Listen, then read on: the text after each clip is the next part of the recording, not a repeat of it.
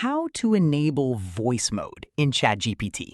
First, open the ChatGPT app on your phone and make sure you're signed in.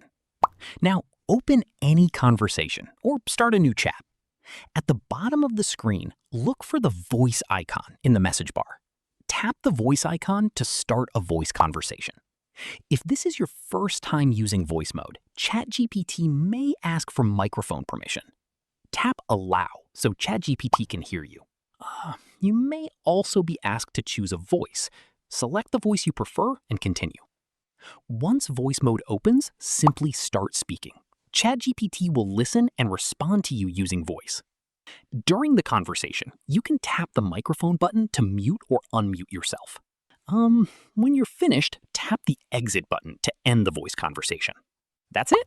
You've successfully enabled voice mode in ChatGPT. If this tutorial helped, don't forget to like, subscribe, and turn on notifications for more ChatGPT and AI tutorials.